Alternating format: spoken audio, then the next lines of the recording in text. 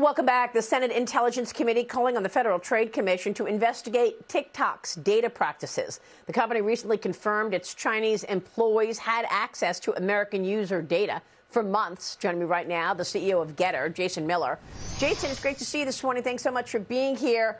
I want to get your take on the threat and the issues around TikTok. This is something that the Trump administration really pointed out, the fact that all these unwitting kids have all of their information in TikTok.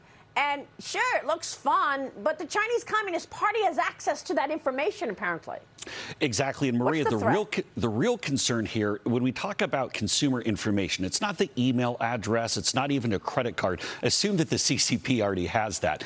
It's the psychographic analysis of our kids. And so any kid right now who has a TikTok account or even a young adult, the CCP, the Chinese Communist Party, will know our teenagers and our young people better than we will. So when we talk about the inherent conflict that's coming between us and China, it's not going to be necessarily a kinetic conflict. It's going to be a cyber one, and they're going to have the upper hand.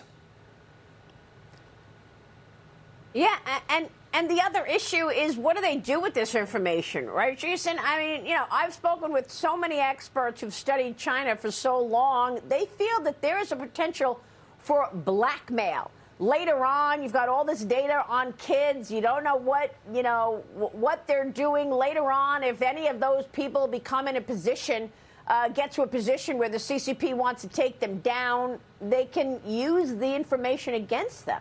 Well, you're exactly right. And think of these young people, say they're maybe 17, 18, maybe in their early 20s. 10 or 15 years from now, if they themselves rise to elected office, the Chinese will know exactly what their predictive behaviors are going to be, because that's how they build the algorithm for TikTok and all these short video formats like that. So it's a real concern. But also think about the fact that they can manipulate public opinion, the way they can potentially, the aspect is there for manipulating elections in the future. And thank goodness for the leadership of folks like FTC Commissioner Brendan Carr, who's really been the tip of the spear on this. And I have to give credit to Democrat Mark Warner and Marco Rubio for leading the fight here. Brendan Carr sent a letter to Google and to Apple saying, take TikTok off of your app stores. I think he's exactly right. Yeah, Brendan Carr's been great. He's been on this program. I agree with you. But, you know, the other thing we heard this week was from Christopher Wray, a massive threat. That is the CCP, according to the FBI. Nothing that surprised us. We knew about this. But the other thing that he said yesterday was that the Chinese Communist Party is stepping up its activities in affecting U.S. elections. And I know they do that through social media. The CCP is following our internal debates, and they, pile on social media. Some of these accounts are robots, but some of them are coming from the CCP to just create havoc and create upset. What have you seen from a social media standpoint? I mean, Headquartered, I know, recently celebrated your first anniversary. Happy birthday. Congratulations. You unveiled a direct messaging feature. I want to hear about that. But first, tell us your thoughts from a social media perspective, how the CCP uses that.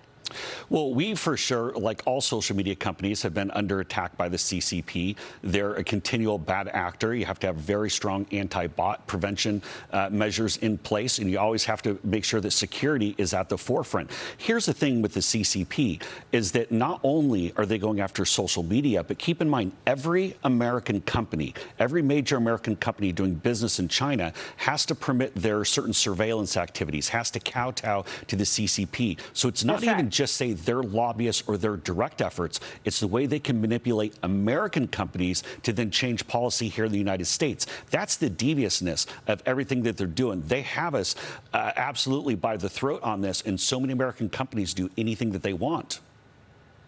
Yeah. Again, no leadership from the White House on this issue. Jason, real quick on your direct messaging feature. You unveiled that as a one-year anniversary.